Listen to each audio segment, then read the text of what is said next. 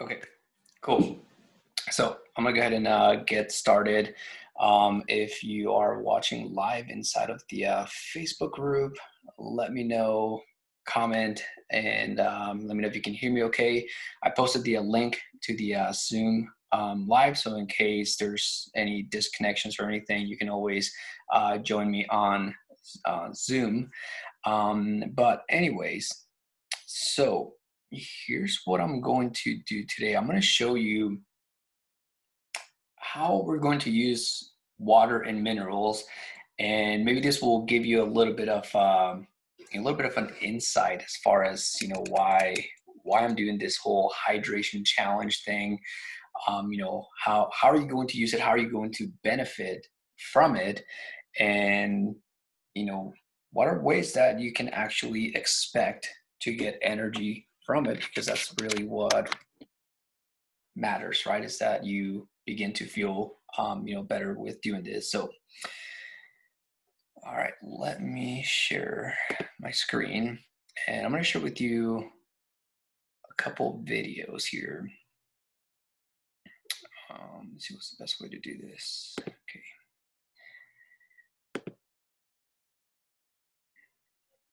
All right, so you should be able to see this video right here. So let me play this video real quick. So this video basically explains how batteries work. So I'm going to play for a little bit. I posted the links to these videos so that if you want to watch the entire video, you can. But I just want to show you the like the important parts, like the parts that are going to help you make sense of what it is that we're trying to do here. So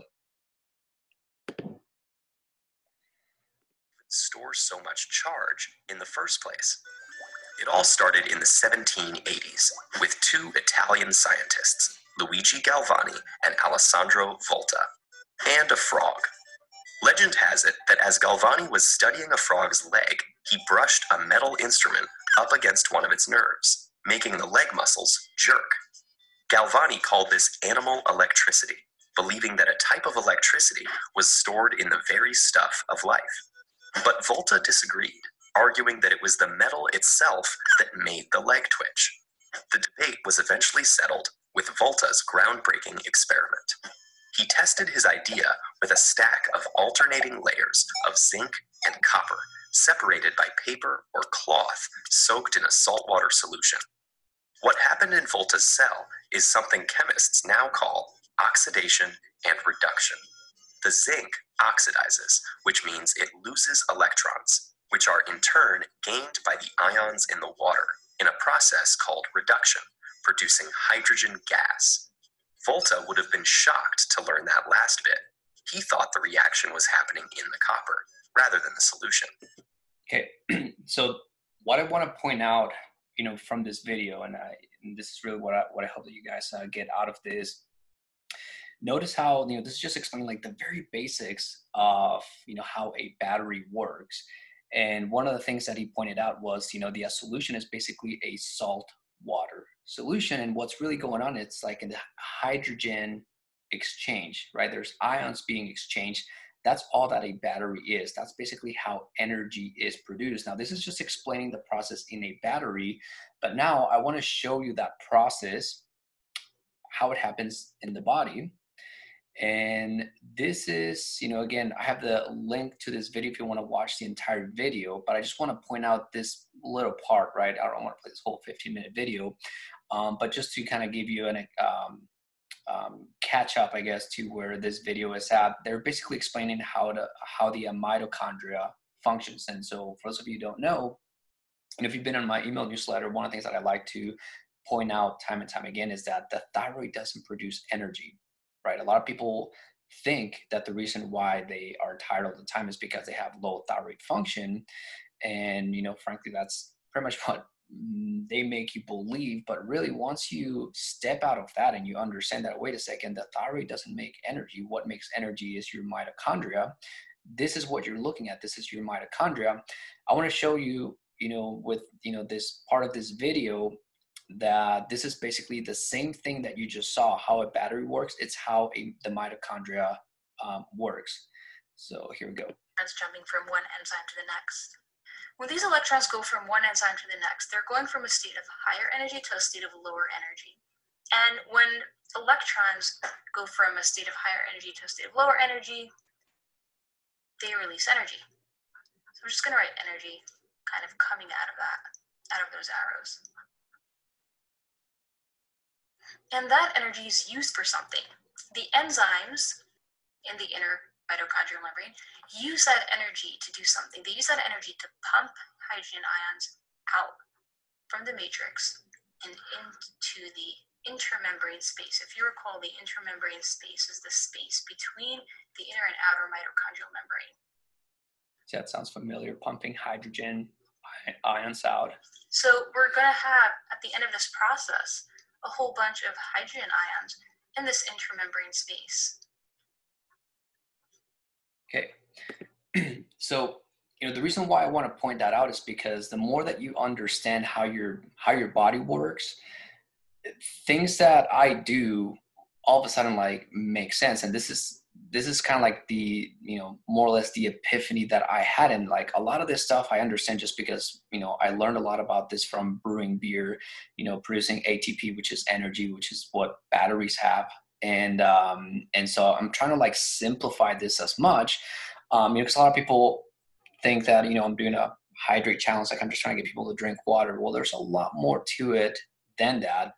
And so to help you understand why water, why minerals, I have a blog post, and again, the link is in the description of the of this live video, so you can watch these videos later on. But I just want to point out, a couple of things. So in this experiment, Dr. Kassar from Earther Academy, Earthshift Products, he basically did an experiment where he added minerals to the plants.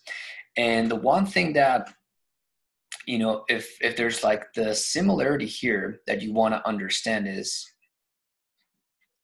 a lot of issues that people have are essentially gut related issues. And when you look at a plant or, a tree, the health of a tree or a plant is basically the root. And that's the equivalent of our gut. And that's why, like, if you start to learn about gardening or planting, you're going to basically learn about the same things that I learned when brewing beer, which is the same exact things that you have to learn if you want to learn how to improve your gut health. If you want to learn if you ask me, like, what do I do when I work with people and help them get more energy? I basically help people optimize their microbiome. I help them improve their gut health, the root system of a tree, if you will. And so essentially what happens is a tree will grow if it has the right amount of water, minerals, proper pH, temperature, and then bacteria, which we call probiotics, right? The good bacteria. If you have bad bacteria, which is practically what an autoimmune condition is a lack of probiotics, bad bacteria, a toxic environment, those three things combined, that's basically what gives you poor gut health. If you have gas, bloating, constipation, if your hair's falling off, same thing that happens to a tree. If the leaves start to turn brown, get holes, if they start to wilt, that's basically what's going on. And so if you watch this video, he's showing here an example of what happens when you take a plant that has a lot of water and a lot of minerals versus plants that don't get enough water and enough minerals. Probably, I don't know, at least 16, 17 inches long. It's big, okay? Now, this plant is actually the same as this plant right here. All right, check this out. All right, so we'll get down here now. This plant right here is the same as this plant. And you should say, what's the difference, Doc? Well, I'll tell you the difference. Well, we're doing a little experiment. This is our farm at Earthshift, Hawaii, was what we call it. So again, you can watch this video later on, many different experiments. But he does a comparison with different plants. You can see how plants, and we'll show you the other plants at the end of this row here, what it does when it has the right things in it. Now, what if, let's say, well, this is like a dwarf person, not even dwarf. This is a person that's neurological deficient. This would be like a very severely limited person that would be a human. And this would be a person, let's say maybe a normal person. They didn't get much. They got really demineralized. They can flower, they can reproduce. But what would you think if this generation, as weak as it is, and of course from this generation, which is strong as it is, do you think that the offspring would actually be better than this one's offspring? No, these plants actually. Okay. Again, watch the entire video because he does compare like a bunch of different plants. But basically, like the difference is that it's just, the smaller plants are lacking water and minerals. That's practically it. I mean, obviously the soil in this case is constant. But then there's this other video up here, and this one shows you what minerals actually do for you. Here, okay, you'll see the light bulb. Once I start to go ahead and get some conductivity, and remember, salt is not the best unless it's got a lot of magnesium. Okay, you can see I got to put in quite a bit of drops. There we go. Okay, and there's not that much conductivity there. Okay, but remember, what is your body made out of? Salt water. Okay, when you get in trouble and you call the ambulance, do they give you distilled water? Do they give you purified water in your IV? No, they give you salt water. Okay, so this only lights this up, and you can see it's smoking pretty good because it's got conductivity. What we're going to add to this to make it super conductive is magnesium minerals. This is a brand new one here. And magnesium minerals are highly conductive because magnesium is one of the main conductors in your body. And you're going to see in a second here how just a few drops of magnesium now, changes the light bulb. Here we go. 1, 2, 3. Okay, and you can see magnesium is way stronger. Okay, and as I keep on putting more and more and more, okay, and this is why we're going to add magnesium to the salt, because otherwise salt's weak. So if the lights the light bulb up, what do you think it does to your food? It makes it taste superb. Okay, and you can see the light bulb. Okay, just like this. And if I put this in the straight Soleil salt, of course it's going to light it up.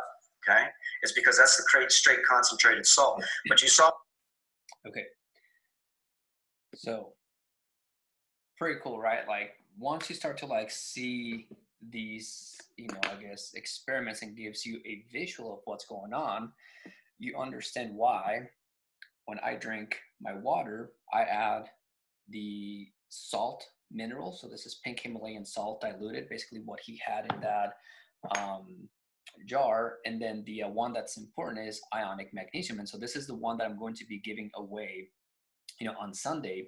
And so now you can see, like, if I were to give you a visual representation of what is going on,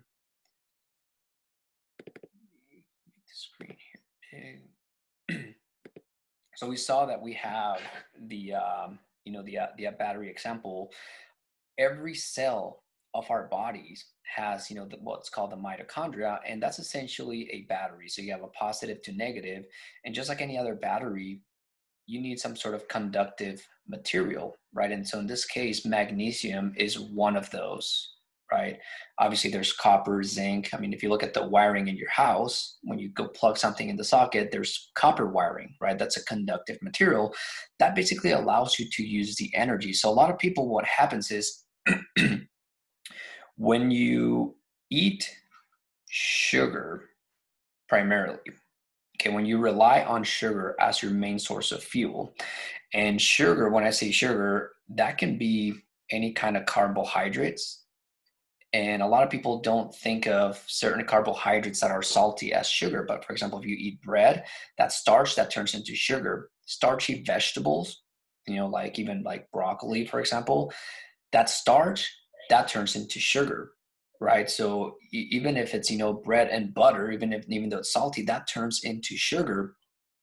And so when that is your main source of fuel, what happens is that there's a lot of oxidative stress that happens in the cell, and a lot of that oxidation basically demineralizes you. And so it's kind of like rust on cables, right? And so what happens when you're on this diet, which is practically what most people are on, what they call the standard American diet, you begin to lose conductivity. And this is one of the reasons why you start to feel tired. Okay, this is just only one of the reasons, but for me, it's like the most important place to start to get more energy.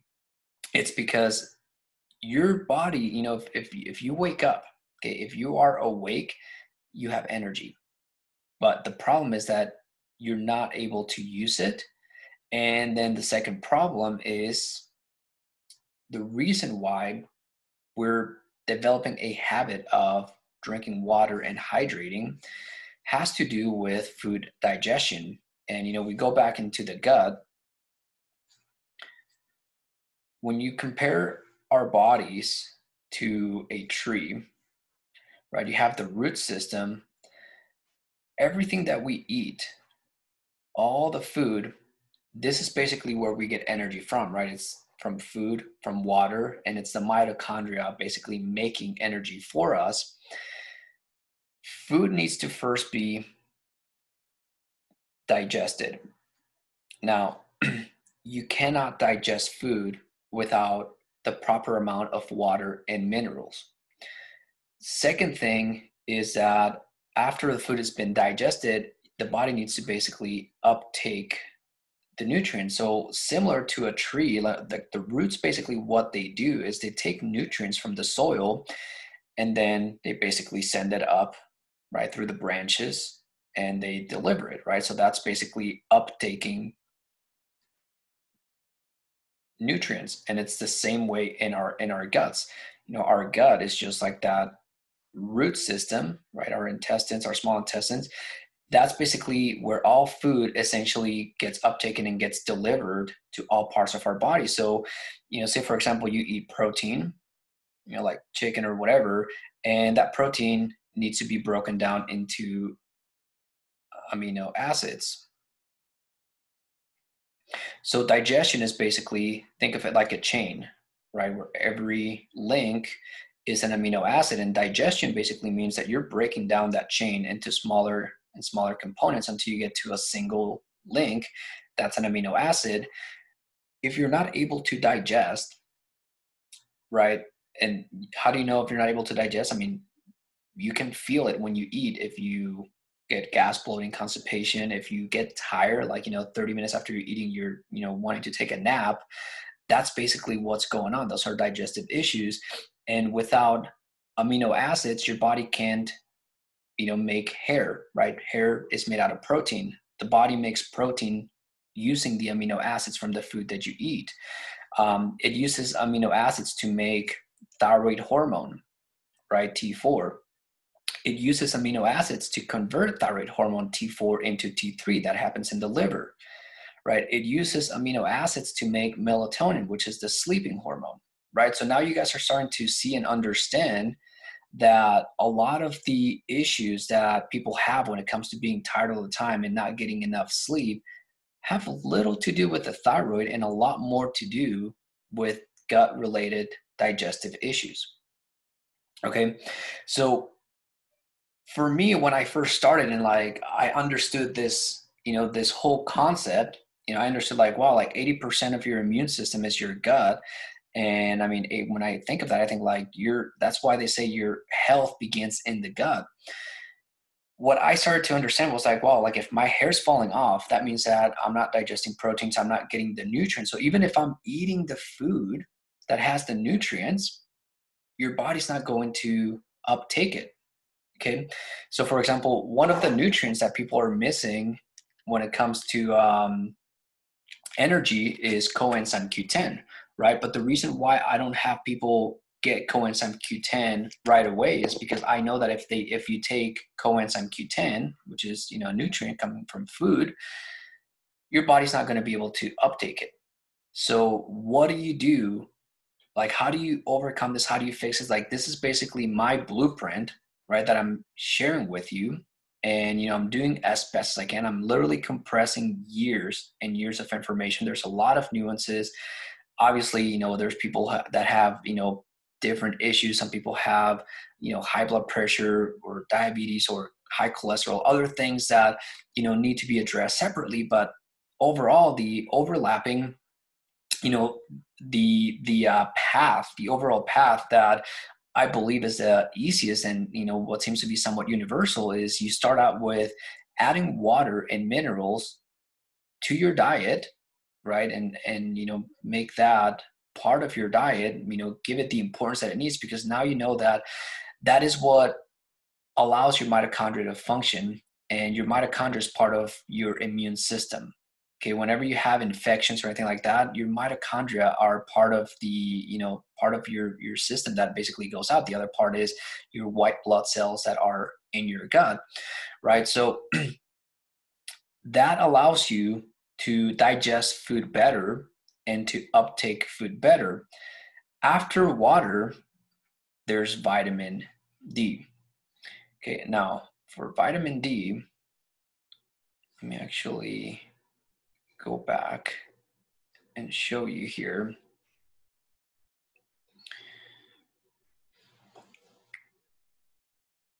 Let's do a little Google search.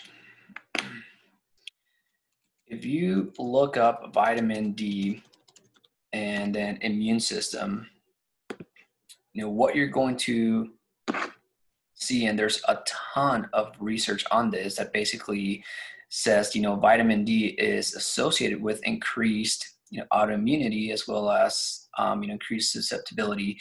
Basically, the higher your vitamin D levels, the stronger your immune system, right? Deficiency in vitamin D is associated with increased autoimmunity. Let's see if I can read a couple more here. Vitamin D helps our immune system stay balanced during the cold and flu season to serve as pharmacy resource, right? So there's a ton of these that you can read up on, but the reason why I'm sharing that, going back to my drawing over here, is that 80% of your immune system is your gut. And that is basically your gut flora. This is your probiotics. In essence, like for me, the way that I look at this autoimmune conditions is I gotta basically increase the health and vitality of the probiotics living in my gut.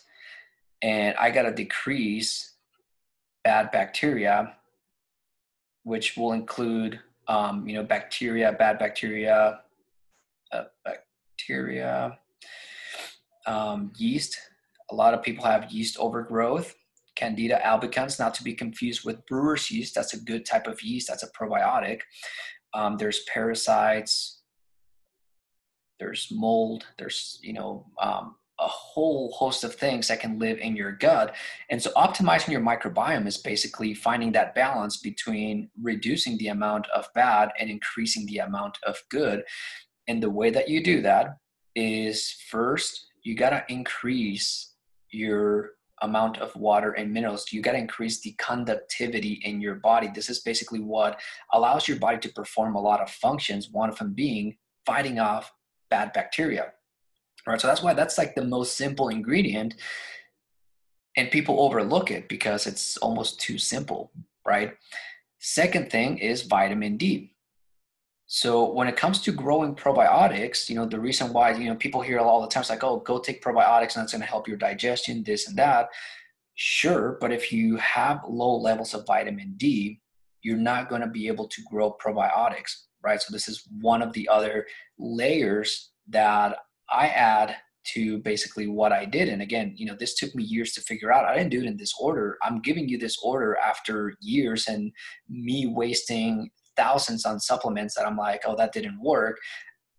Didn't realize that the reason why it didn't work was because my body wasn't uptaking nutrients. And so if you look at a timeline when you first start, right, you're basically starting with water, right? And you're basically going to just drink water from now on and make that part of your diet, because now you are starting to see the importance of it when it comes to getting energy.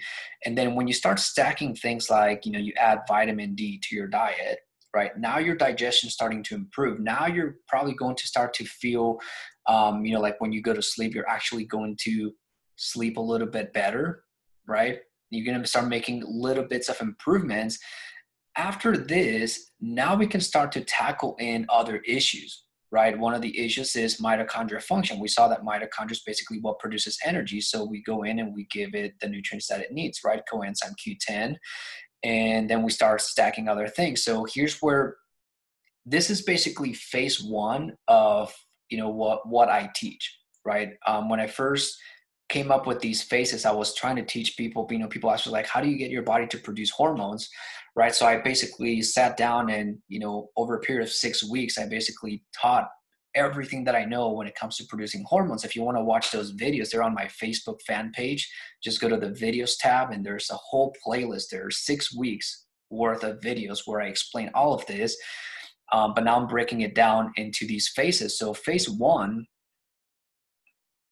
is simply this, is getting your body to get more energy, getting your body to just function. And this is like the bare minimum function. Now, at this point, we have, here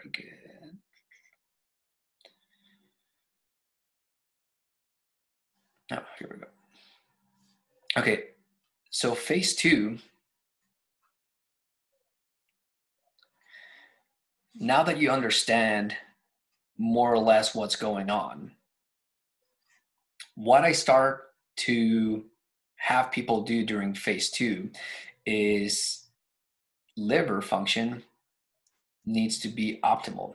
Okay, so this is the trickiest part to really get people, and this is one of the reasons why I have to this is one of the reasons why I make myself available one-on-one, because everyone's starting at a different place. But essentially what's going on during phase two is what we're going to call a detox. So what you have to understand about phase two is that if you have bad bacteria, and when I say bad bacteria, I'm putting that, I'm talking about all the bad things, yeast, mold, fungus, parasites, viruses, everything that's bad. And then you have good. So my big epiphany came when I understood, gut health, and I'm looking at this like, okay, when I brew beer, essentially what I do is I take water and I add water to grains, and that basically begins the whole digestion, and fermentation goes on from there. But the whole process, the whole brewing process, we have a fermentation vessel. We have basically water and sugar, right? Yeast eats sugar, turn it into beer. This mixture of water and sugar is basically food for yeast. Okay, and I want you to think of your gut as being basically water and, in this case, sugar, if you're eating a sugar-based diet. And that's essentially food, not only for yeast and good bacteria, but also food for bad bacteria.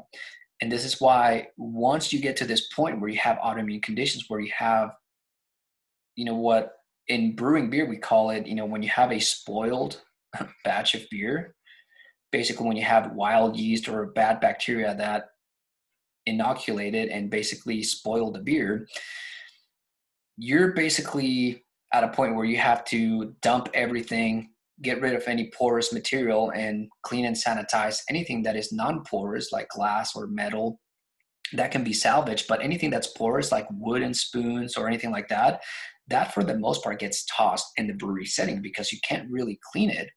Well, when I saw this and I understood this was my epiphany. That's like, wow, like your gut is just like a fermentation vessel, and having bad bacteria is just like having a spoiled batch of beer.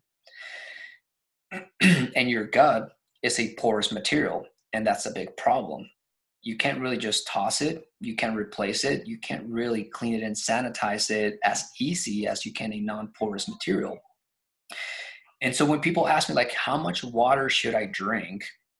If you look at the intestines, right? It's, you know, it looks kind of like a pipe, and right, you have like all these, you know, whatever you call them. When you zoom in, for example, into this part right here, this part right here actually has that same pattern, right? And then that pattern, if you zoom in again, it has that same pattern. And so when you actually stretch out your entire intestines, the actual surface area is said to be equal to about a football field, soccer field, some people say a tennis field, whatever it is, it's a big surface area. So think about it. If you drink 2 quarts of water, what is that going to cover in a football field? That's like not even a little puddle. That's what you're trying to clean. That's what you're trying to detox. So when people ask me like, how much water should I drink? To me, it's like, well, think about all the hose, the entire piping, the plumbing that you have inside of you that you have to clean. How do you clean it? With a lot of water, right? And so a lot of people, that's why it takes sometimes 3 weeks, 6 weeks, you know, a month, 2 months, basically, before they start to feel some effects. And that is depending also on their diet, right? And because during this time, what I try to get people is I try to transition them from eating a sugar-based diet to eating primarily a fat-based ketogenic type of diet.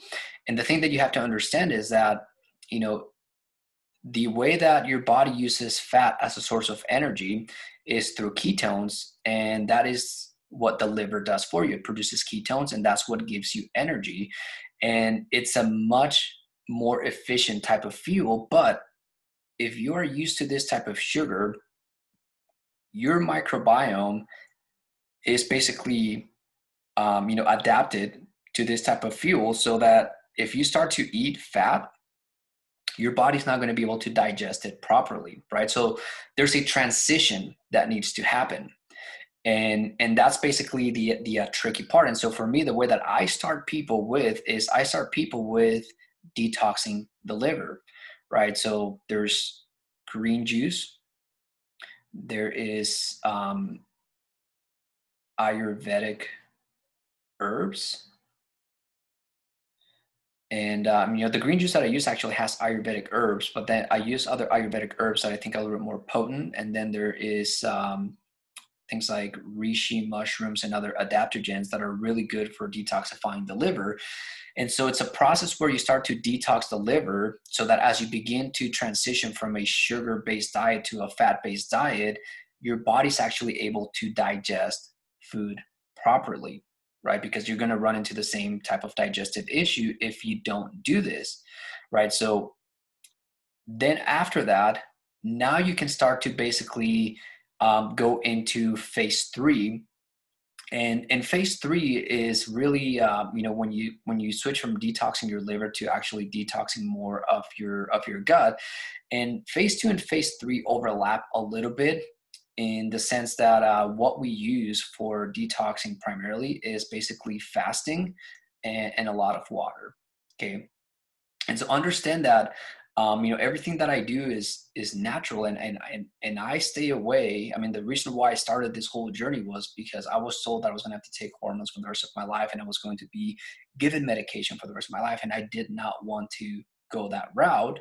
And I'm grateful that I understood this part right here. And the only reason why I understood it was because of my background on brewing beer. It got to a point where I started asking doctors about this, and they didn't know anything. Even, I tell a story about talking to endocrinologists about this, and they'd never heard any of this. And that's when I realized that, what doctors learn in school is not health.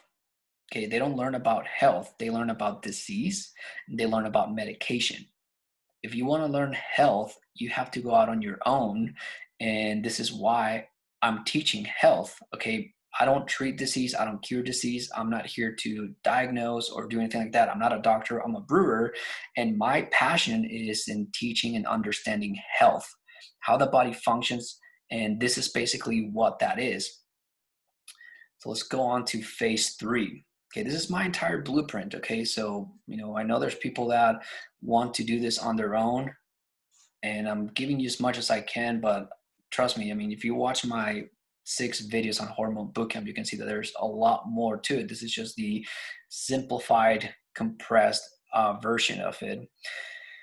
Phase 3, this is where we go in and we really tackle your gut. Now, fasting is the main tool that I use at this point. Fasting, and then there's water. Now, I'm gonna dive a little bit deeper into water, but before I do that, the thing with fasting, and the reason why I usually start people with fasting, just because I know that it's that potent and like it's that powerful. But what happens when you fast is that it takes about 12 hours for your body to enter the fasted state. So say you eat at 7 p.m.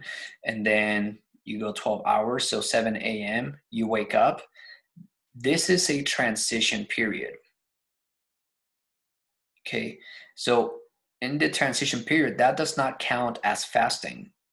Your fasting period starts about 12 hours later, right? So this is why I don't eat until maybe about 1 p.m. And lately, I've actually been doing just one meal a day. So I've been doing about 12 hours of fasting. But I usually start people with about 6 hours. Now, during the fasting period, basically, this is when your body goes 12 hours without getting any sugar. It basically goes and says, okay, we need to burn fat as a source of fuel because we're out of sugar. So it basically turns your fat burners on. Now, before you go on and start fasting, just because you hear that this is how you burn fat, which it is how you burn fat, understand one thing. Okay, this is the main thing that I want you to get out of this. When you have autoimmune conditions, you have bad bacteria. What bad bacteria do in your gut is you're eating food, okay, whether that food is healthy or not, even if it's organic, even if it's raw or whatever it is that's, good, you're eating that food, you're feeding bad bacteria. The reason why bad bacteria are called bad is because they eat the food and they don't make any nutrients for you, first of all. And number 2 is they release toxins into the body. And what body fat does for you is that fat basically encapsulates toxin. It protects your body from all of that toxicity. So what happens is you eat food, right? And then you get all this toxic waste going out into your body. That's why 30 minutes after you eat, you start to get tired. It's because of the extra toxic waste that's now being in your body. And then when your liver gets clogged, right? This is basically when you start to get brain fog. All of these things are going on when your system's just overloaded with toxicity. Okay, so fasting turns your fat burners on. So what that means is that it's going to start to break down fat. The problem here is that when you start to break down fat, you release toxins that were being encapsulated in that body fat, right? So if you look at your body and if you have a lot of body fat, don't think of it as having body fat. Think of it as having a lot of toxic waste. And body fat is good. It's protecting you from it. So this is why phase 2 is important, because the way that you're going to get rid of toxins is through your liver. And so you need to detoxify your liver. You need to clean up your liver so that when you go and start fasting and you start breaking down fat, the toxic waste can actually be flushed out by your liver, because the moment your liver gets clogged, there's a pressure relief valve, if you want to call it that, a backup basically, where, it's just like a toilet. When it overflows, then it goes into the bloodstream, and now you have toxic waste all over your body. And that's basically why sometimes people say that fasting isn't good for you. And it's not that fasting isn't good for you. It's just that you have to learn to do it right. And this is how you do it right, is you have to make sure that your liver is able to take on the fasting that you're going to do. And you start out with, 1 hour, 3 hours, maybe 6 hours, depending on how clean your liver is. And then as your liver gets cleaner and as your body gets cleaner, you're able to do fasting for longer periods of time, like I do, right? I've done up to, water fasting. I've done up to 7 days. And again, I have videos on my fan page where I basically document everything. And I'm talking about how that did, where for 7 days, I had no food. I only drank distilled water. I've done 90-day juice fasting. So that's a little bit different because now I'm adding, with juices, you get a little bit of nourishment. So you can go for a little bit longer. And it wasn't a full 90 days. It was more like a 30-day. And then after 30 days, it was a combination of like smoothies and green juices, but it was primarily a liquid diet. But all in all, so with fasting, what you begin to do now is you start to remove toxicity from the body. And most importantly, you start to clean the environment that's in your gut. And now that your environment in your gut is starting to clean, now you can go in and now you can actually grow probiotics in there. Okay, when you have a dirty gut, trying to grow probiotics in a dirty environment is almost pointless. Like you're essentially, like when you look at your gut, think of it as like a village, right? You have all these little houses, right? You have your parasites, you have your mold, you have your yeast and all that kind of stuff. And, they've essentially overtaken your gut. And then you go and you send a couple little guys to say, hey, we need to clean up your gut. Guess what? These guys are going to basically kill and annihilate these little probiotics, right? And so what you start to do is you start to clean up the environment first to where you give an advantage to probiotics for them to actually grow and colonize, right? You start to create an environment, right? You start to grow more trees and basically clean up, right? These guys are like the city. They're producing smoke and trash and all these other dirty things. Whereas your probiotics are kind of like nature. They produce, the trees, the leaves create oxygen. They clean the environment. You have clean water. You go to the city, you got dirty water, right? You see the parallels there. That's basically what's going on. I mean, it's so interesting. Like if you look at pictures of Venice, Italy, right now, April 2020, the water actually looks clear. Okay. And I want you to think of your body as that. Like if you clean up your body, you're actually going to be able to grow good probiotics, good bacteria. And here's the thing with probiotics. Probiotics make vitamins for you. They make hormones for you. So this is something that I learned because there's a beer called Hefeweizen. And Hefeweizen basically means Hefe is yeast. Weizen is wheat. So it's a wheat yeast beer. And the yeast that is used to make this beer, it's a brewer's yeast. And that brewer's yeast is actually what a lot of people use for B vitamins. It's the yeast that makes the vitamins. It takes the nutrients in wheat.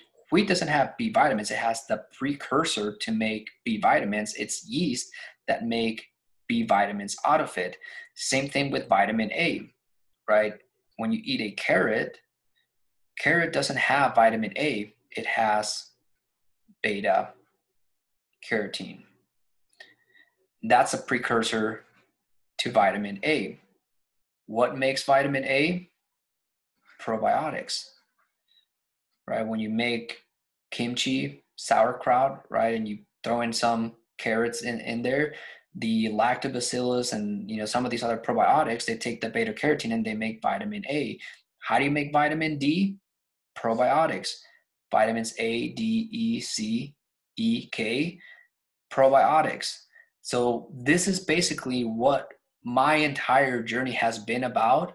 And this is why my diet, I don't have a name for it. I just call it Beer Diet Project. And it's because everything that I learned and everything that I did, it made sense because of fermentation, what I did when I was brewing beer. And this is essentially the three phases that that I followed. Let me get out of here. There we go. Cool. So I hope that made sense. This is about as simplified as I can make my entire process seem and sound.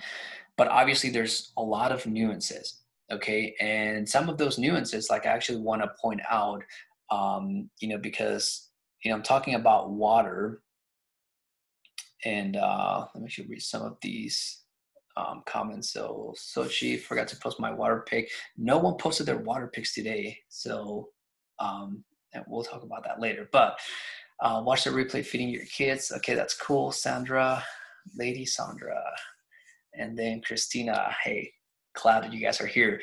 By the way, if you have any questions, let me know because I'll answer some of those questions. But I want to talk a little bit about water because, for phase 2 and phase 3, water is really what you're going to be using primarily to clean up your body, to digest food. And you're going to see, like, when you transition from a sugar-based diet into a fat-based diet, you're going to essentially notice that your need for water is going to increase. What you're also going to notice is that the amount of minerals that you're going to need to digest fat is going to be different. You're going to need more minerals to digest fat, right? And there's things that you have to like pay attention to. So that's one of the reasons why when people ask me, like, how much water should I drink? There's really no clear and cut answer to it. All I can say is it's going to change. And the best thing that you can do is to get to know how your body is feeling. So you start out with maybe 2 quarts of water and see how you feel with 2 quarts, which should be about as minimum as you should be drinking.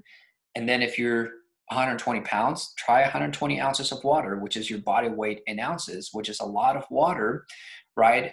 And so you're probably going to fall somewhere in the middle, okay? And what you're going to, like, the things that you want to pay attention to, okay, these are things that no one can teach you because only you know your body. Like, only I know my body. Like, I know when I drink this much water, I know how my body feels. I know that, if I drink water and I don't add minerals, I know that I have to go pee a lot more. But when I add minerals, my body actually uptakes those minerals and it also uptakes more water. And so I don't have to, go pee as much.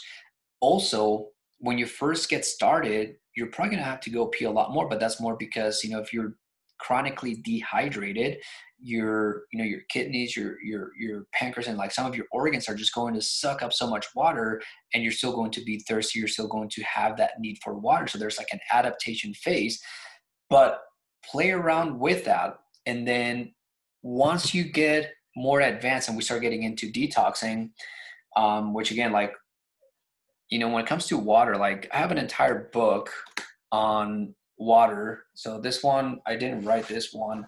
The one that I wrote a book on brewing beer, by the way. So for those of you who don't know me, I used to teach how to brew beer. So this is my book.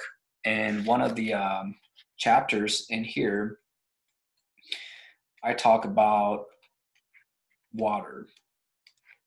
And I won't get into that. But what I want to get into is when you read books on brewing beer and you start learning about water, there's a distinction made that brewing water and cleaning water is not the same thing. Brewing water, you need minerals because that's what triggers the enzyme activity, which is what digests food, what digests barley and wheat. Cleaning water, and actually I want to draw this out because I think that this is an important piece to understand. Where did my drawing board go?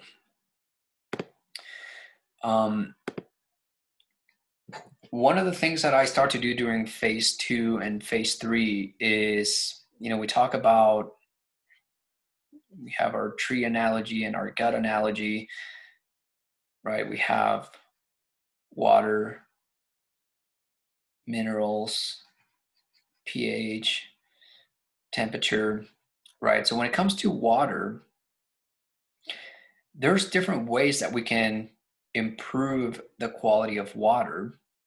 One of them being you have RO water, you have distilled water. Distilled water is the cleanest source of water. This is basically, just like nature, you have water that evaporates and then you have a cloud that forms and then you have rainwater. That's basically pure H2O coming from condensation. That's what distilled, that's what I have. I have a distilling machine, and that's what it does. It evaporates water, and then once the condensation falls, you have pure clean water. The thing that you have to understand about water is that everything that touches water is pretty much going to look to dissolve into it, right? That's why water is like the best solvent out there. Like that's what it does for you.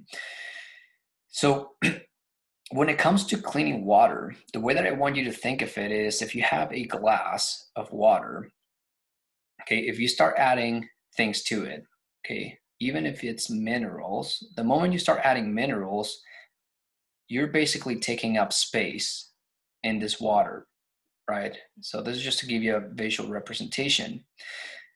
Now you have less water available to have something dissolve into it. And so when you're looking to clean your gut, remember, you're trying to clean an entire soccer field. If you have minerals in it, that's less water that's being used for cleaning because it's got minerals in it. Okay, and I'm not saying that minerals are bad. I'm just giving you an example here. Let's say you drink tea or you drink coffee or you drink juice, right? Anything that is dissolving stuff into the water, the more of anything that's in the water, the less that water is being used for cleaning. Okay, now the reason why I stay away from plastic bottles is because plastic will actually leach into the water. If you understand the plastic industry, plastic is a byproduct of oil being refined into gasoline. And basically these oil companies have a ton of trash, a lot of this waste, and they needed to do something with it. So what did they do? They basically created bottles. And so you're not buying water from them, you're buying trash, you're buying a water bottle, and now you have to dispose of it. And that's really one of the big issues that we have in our environment.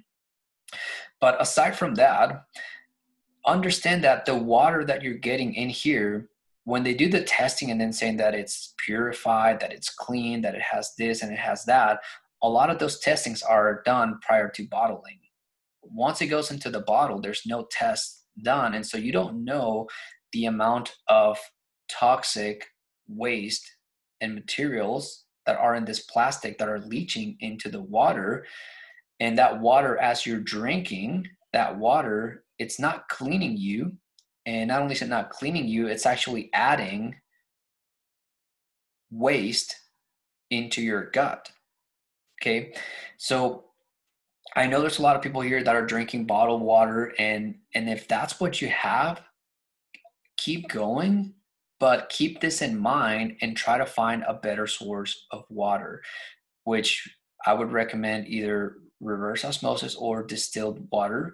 My distilling water machine cost me like $400. I think a reverse osmosis system is about the same, about $350 to $400. If you can, I would just go for a distilled, water. And then this is where, in phase 2, you start to actually think, and, because people ask me sometimes, like, do I add minerals to my water? Not all the time. Like throughout the morning, I'll add minerals and I'll mineralize myself. Or actually I should say during the morning, I may just drink pure distilled water. Since my gut is basically empty, it's clean. I can go like, think of it like cleaning your house. If your house is decluttered, it's easier to go in and clean and dust and everything. If you have food in your gut, right? If you have a lot of clutter, you have a lot of stuff, you can't clean as well because you have, a lot of things that are in the way. But so when you start to get into fasting and all of that, now you can use distilled water to clean, and you can start to really speed up your process and understand that the more that you clean your gut, the higher your energy levels are going to be. Okay, so this is the long-term game, right? Phase one is you will get more energy. You will start to sleep better just by adding water, minerals, vitamin D, coenzyme Q10. And then when you start on phase two, you're going to see even more energy. And you're going to see that the more that you clean your gut, the higher your energy levels are going to be. But not only that, you're gonna start to lose body fat, and you're just going to start to feel much better. I mean, there's just so many benefits that go in with this. Let me go back here. Cool. All right. Any questions? Let me go back to the chat here and see. And there's a little bit of a lag between Zoom and Facebook.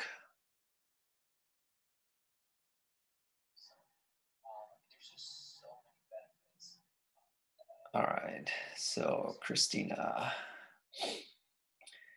I take so many vitamins and enzymes and pre and probiotics. I wonder if it's not helping me now that I get what you're saying about autoimmunity. Right, so okay,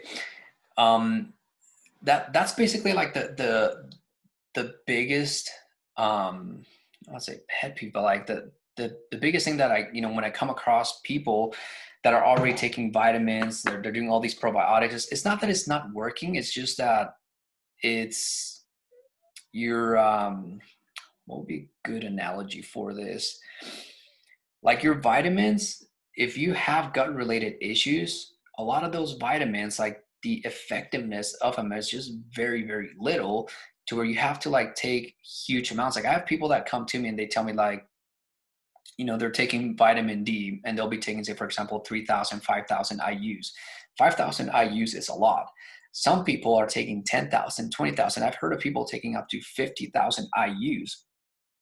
And in terms like, I'm taking all these IUs and nothing's going on. Well, that's when I look at them, it's like, that's because you have gut related issues. And no matter what you eat at that point, you're not going to like really get much out of it, because it's your gut flora, it's your probiotics that really help you uptake, your nutrients. Now, in the case of prebiotics are supposed to be food for bacteria. But now you understand that if you have bad bacteria in your gut, which, pretty much everyone that has autoimmune conditions has either yeast, mold, fungus, parasites, probably all four.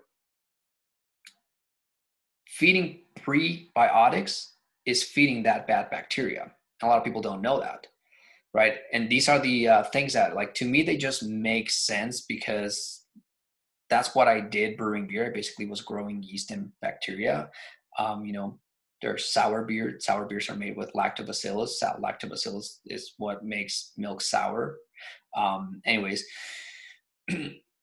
adding probiotics, most people take probiotics in capsules that are freeze-dried, right? If you open it up, they're just like little powder. That powder is basically inactive probiotics. And so for those probiotics to make it through your stomach acid, the chances of them surviving are very little. And then the ones that do make it through, like I said, they're going into an environment that's very toxic, and there's nothing for them to grow there. I mean, prebiotics is supposed to be that food where they eat and they're able to kind of like nest in there. But it's a very ineffective way to grow probiotics. And so, I mean, you can spend the rest of your life taking those and you're not going to see an improvement in your microbiome. And so that's why, like, the process that I follow deals with all of these other preconditions. This is why I don't even work with people anymore unless they're into a habit of drinking water, vitamin D, and have all these other things, because I know that I can't help people if they don't have those things taken care of. So for me, I have to clean the environment. It's just kind of like when I was brewing beer, if I ever had a spoiled batch of beer, first thing I had to do was I had to dump everything, clean and sanitize. And then once I clean and sanitize, then I go in and I start from scratch and I start to basically make food for yeast, basically for these probiotics. And so I took that same approach, and that's why, I did a lot of cleaning. That's why I did like 7 days of water fasting. That's basically me emptying out my entire digestive system, doing a lot of water to basically clean. And then the experiments that I'm running with now, because like I'm still improving, I'm still learning, and I'm still doing a lot of things, but I have, this is Bacanora, which is kind of like tequila, but it's made in the northwest part of Mexico. And you don't necessarily need this one specifically, but what I'm testing is, just like in brewing, higher levels of alcohol basically allow you to sanitize, right? And that's basically what allows you to create an environment for good bacteria. That's why there's certain strains of yeast and probiotics that are alcohol tolerant, whereas a lot of your bad bacteria, your negative gram bacteria, is not. And that's one of the reasons, this makes sense to me just from knowing beer and brewing. But you can look at it for, if you look at beer styles like a pale ale is about 5% alcohol, plus or minus. The export version of a pale ale will be called an India Pale Ale. So that one has about 7 to 9% alcohol. So it's almost double in the amount of alcohol. And the reason why it's called India Pale Ale is because it was being shipped off from England to India. And one of the things that helped the beer stay preserved, not spoil, not get, a wild yeast or bad bacteria go into it, was the amount of alcohol. So they raised the amount of alcohol into it. And that's why every export beer, when you hear the word export in a beer, basically means that it has more alcohol. At least that's what it's supposed to mean. Well, in the body, it's the same thing, right? So my use of alcohol now is no longer recreational. Like I don't really drink to get drunk. I now fast. And when I'm in a fasted state, right, you cannot sanitize an area that's not clean. So I'm fasting, and by fasting and drinking water, I'm basically cleaning. And then once my body is clean and I'm in a fasted state, then I can do like a shot or two, and that's basically going in and it's sanitizing my gut, right? And this is part of like my gut healing protocols. And these are things that I honestly haven't really shared much about them because they've been experiments as of late, but they've been on my mind for years and they've made sense. And like these last, few weeks that I've actually been doing it, I've seen a lot of improvement in doing so. And it's just part of me continuing to optimize my microbiome. I'm already at a place where like I feel 100 times better. Like I used to be about 48 pounds heavier than I am now. My hair used to, was like thinning, was falling off. Like I had all these things going on. Like I no longer have any of that.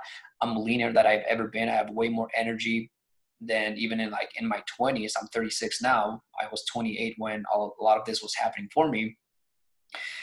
And everything that I did is basically pointed right back at fixing my gut related issues. And everything was done through diet, right? Like even these nutrients that I take, like the Ayurvedic herbs, like all of this is food, right? The vitamin D, it's fermented cod liver oil. This is a food. Everything that I use is food. Like everything here is natural. And herbs, the other thing that I should point out with herbs, here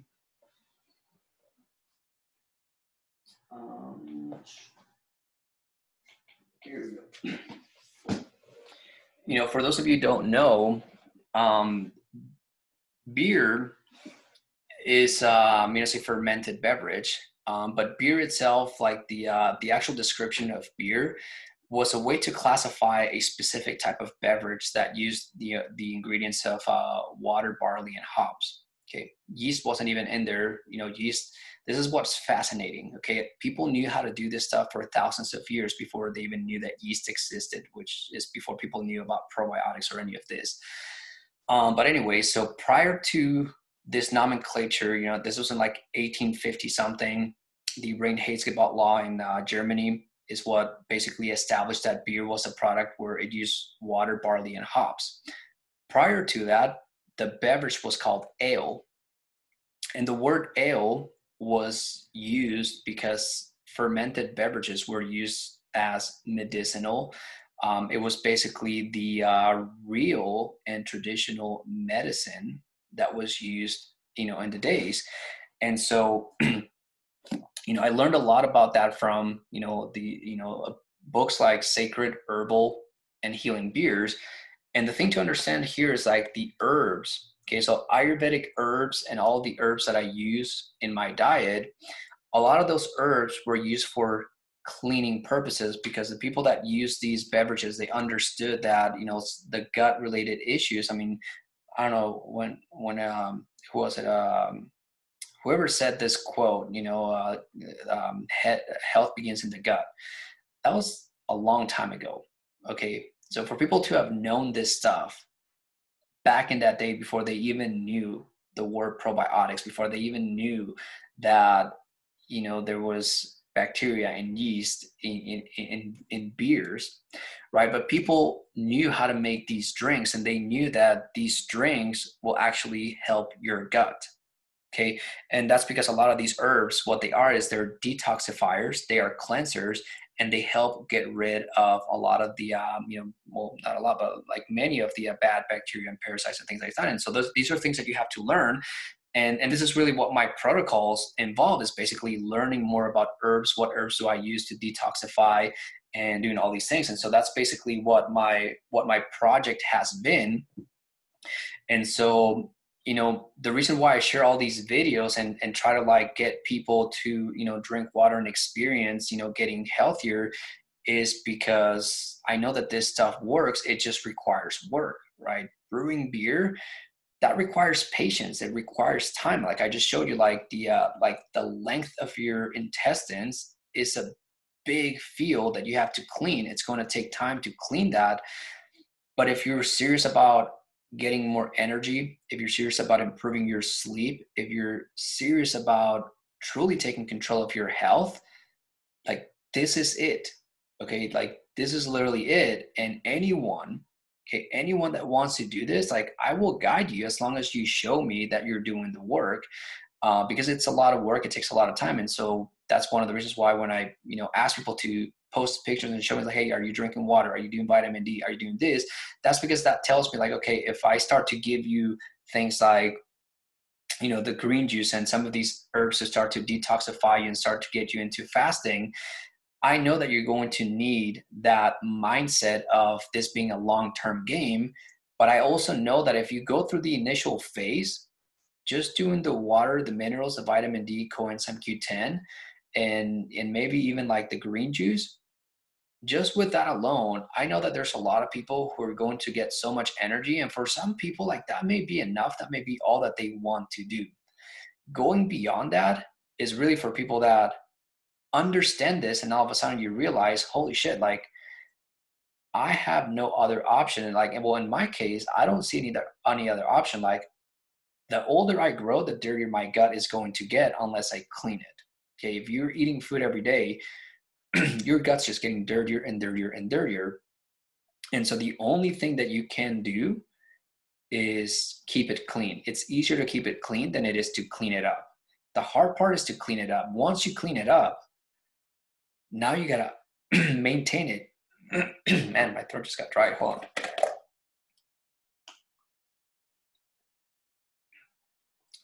on. Once you get your gut to a clean place, now you have to like maintain it, and it's much easier to maintain it. And once you get into like that habit, you just don't go back, because you feel better and you understand. You wake up, if you will. You realize, all the food that you used to eat, I miss a lot of it. And it's not to say that I won't ever eat like bad stuff. Like I love pizza. I love some of these foods. Like I'm human. I'm a normal person. Trust me. But now I've just come to the point where, I mean, I feel so good, and I know what it was like when I had no energy, when my hair was falling off. I don't want to go back to that. Okay, that's what keeps me, like, as much as I want to go get ice cream and pizza and all these things that I used to love and eat, white chocolate, macadamia nut cookies, like all these things, trust me, like I like them, I miss them, but I just feel so much better now. And not only that, like I feel that, by me teaching this stuff, well, number one, I have to practice what I preach. by showing people, like, that also drives me, because I see success stories like Ina's, like, you know, Brooks, you know, Sylvia's. I mean, I have like a list of people, and I just found purpose in this, to where I want to create 1,000 success stories. And I'm just waiting for people to wake up and raise their hand and say, hey, I want to do this. So if you want to do this, this is your chance. Okay, I'm guiding you right now through everything. Like, I'm not holding back anything. I'm not going to have you buy anything that's not needed. I'm just giving you exactly what you need, step by step. And all you have to do is follow along. And if you follow along and you show me, trust me, I will reach out to you, and I will basically give you my personal one-on-one time and guide you to make sure that you're doing this the right way. And that's really my wish. So that's all that I've got for today. I've already gone over the hour, but I think that was important for me to share. I'm just going to check one last time for comments. And always wonder why nothing makes me feel better. Tina, nice to see you here. Yes, you're going for at least 24 before I go to bed. This is, yes. And see, that's a cool thing. Like, Tina, thank you for posting that, because, you know, there's like 1,000 people in this group. And I know there's a few people that are doing this in private, that, you know, that are not wanting to basically post and be public about this. And I understand that. But that's a cool thing, though, that if I see someone like Tina, we're not drinking any water. The fact that we got one person to do this, like, if I can change one person's life, like, that fuels me to keep going. Okay, I've been sharing this information since 2013. Okay, and every time that I change someone's life, it keeps me going, because this topic, I've taught it so many times, to where, you know, I'm practically repeating myself, but I'm repeating myself because I know that I'm talking to new people. And so if I can impact one person's life, like, trust me, like, Tina, like, you just made my day, my week, possibly my month. You know, same thing with, you know, you, Christina. So thank you guys so much. And I'm going to keep going with this.